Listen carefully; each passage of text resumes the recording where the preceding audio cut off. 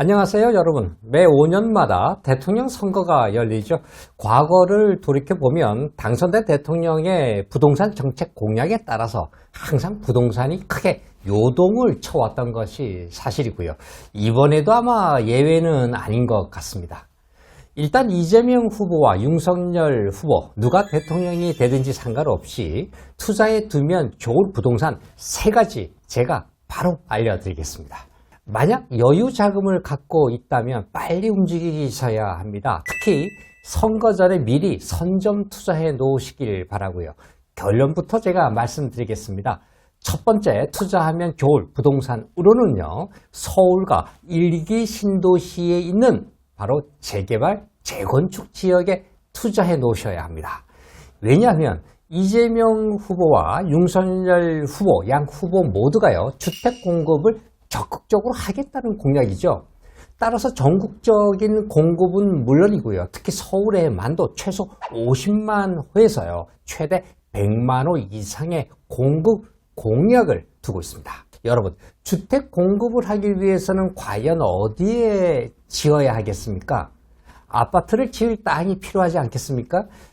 문제는 추가로 공급할 수 있는 여분의 토지가 서울에는 더 이상 없다는 것이죠. 그렇다면 공급할 수 있는 방법은 결국 한 가지뿐입니다.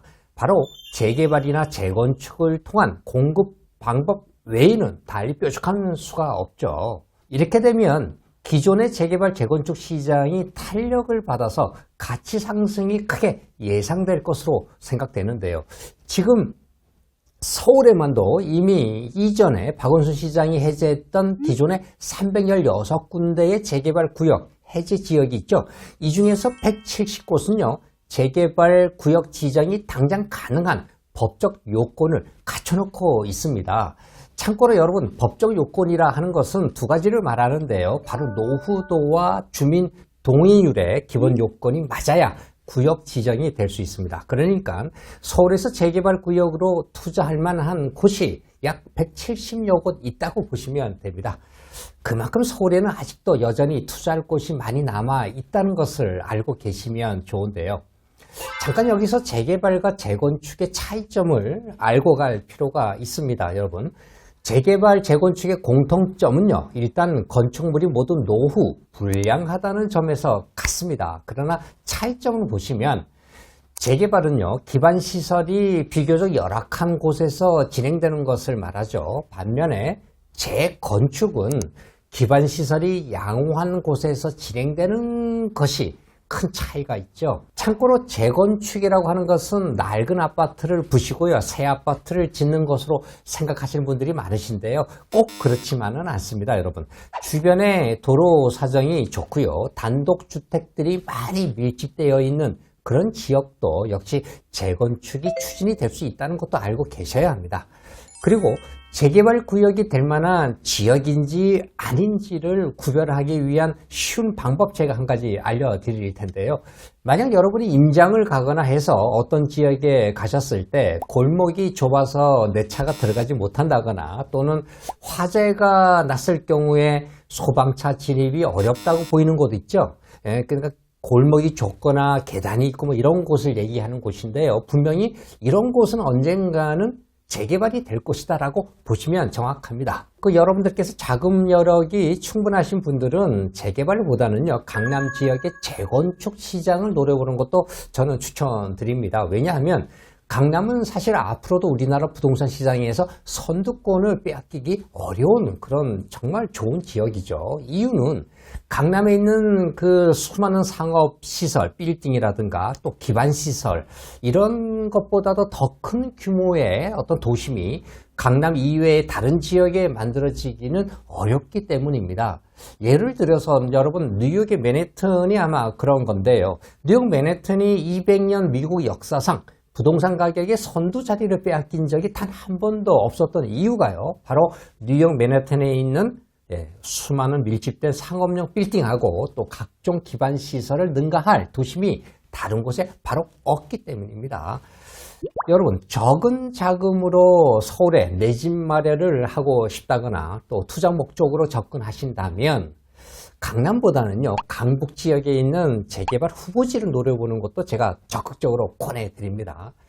아무래도 강북 지역에는 재건축이 아닌 재개발 구역으로 지정될 수 있는 지역이 아직 많이 남아있는 편인데요.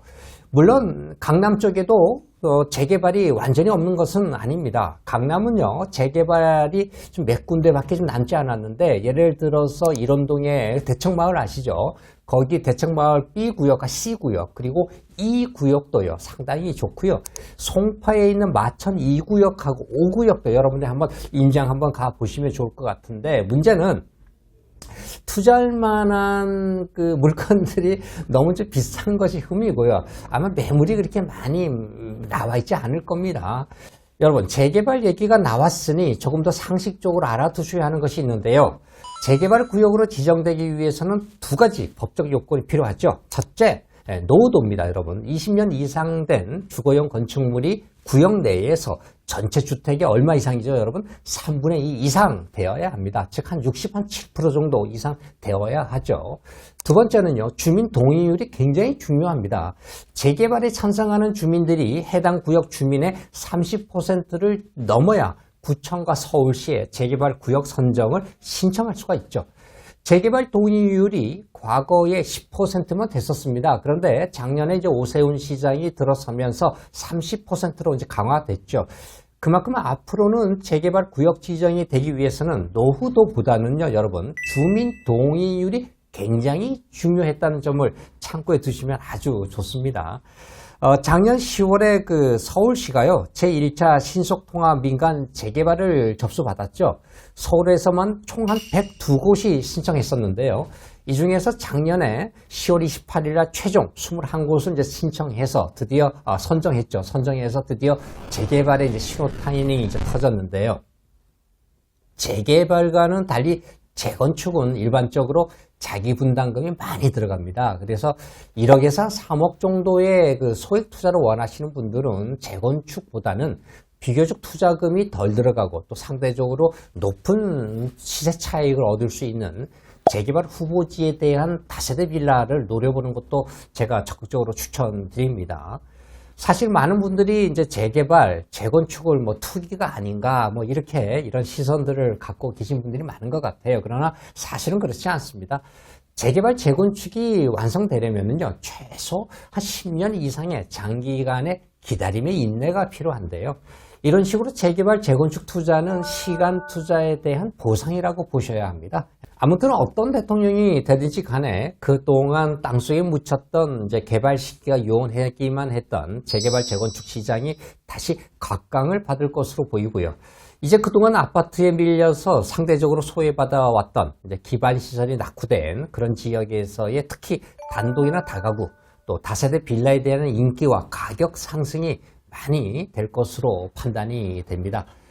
재개발 추천 지역을 제가 말씀드리면요. 작년에 제1차 신속통합 민간 재개발에서 법적 요건을 갖췄지만 최종 선정에서 미선정된 탈락한 81곳의 그런 구역들 중에서 골라보면 또 의외의 좋은 다세대 구축이나 신축 매물을 찾을 수 있을 겁니다. 이때 여러분 주의해야 할 점이 있죠. 오래된 구축 매물은 크게 상관이 없습니다. 그러나 이제 최근에 준공되었거나 또 준공 예정에 있는 이런 신축 매물들 중에서요, 현금 청산 위험이 있죠. 따라서 현금 청산을 당하지 않으려면 투자하시려는 신축 빌라가 권리 산정 기준일 이전에 건축 허가를 받은 건물인지만 체크하시면 됩니다, 여러분.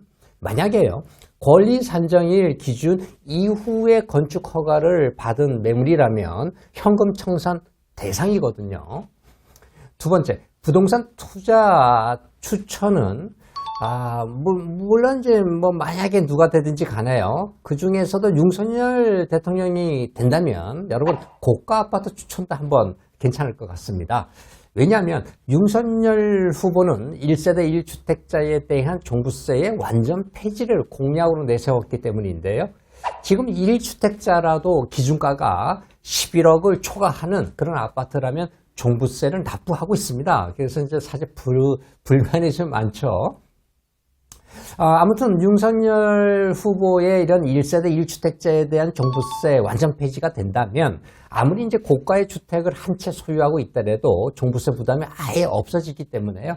그만큼 실수요자의 고가 주택에 대한 어떤 수요도 상당히 늘어날 것으로 전망됩니다. 자, 이제 마지막으로요. 대통령 선거 후에 소액으로 돈 벌 수 있는 부동산을 제가 추천드리겠습니다. 바로 소형주택입니다, 여러분.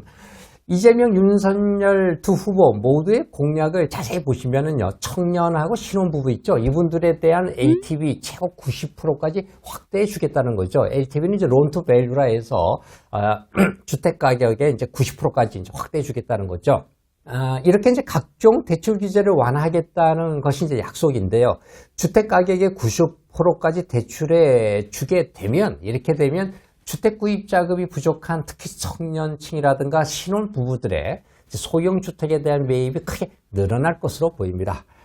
특히나 최근 몇 년 사이에 이제 전세나 월세 임대료가 너무 올랐죠, 여러분. 이렇다 보니까 이제 높은 임대료 부담을 피하기 위해서라도 만약에 낮은 금리로 대출만 충분히 된다면 굳이 뭐 주택을 임대해서 이사 다닐 그런 불편함을 겪을 필요가 없는 거죠. 작지만 내 집이라도 마련하겠다는 심리가 크게 작용할 것으로 판단되기 때문에 이렇게 된다면 이제 1인 가구용 1.5룸이나 2룸 어떤 소형 아파트 또는 아파트 또는 뭐 다세대 빌라 등에 대한 어떤 매수세가 크게 늘어날 것으로 전망됩니다. 따라서 대통령 선거 전 지금이라도 여윳돈이 있는 분들은요, 서울에 있는 역세권 1.5룸이나 2룸 구조의 어떤 소형 아파트, 아파텔, 뭐 이런 오피스텔과 다세대 빌라 같은 것을 미리 투자해 놓는 것도 좋을 것 같다는 생각을 합니다. 지금까지 부동산 투자 전문가 여운봉 박사였습니다. 다시 좋은 정보 준비해서 찾아오겠습니다. 감사합니다.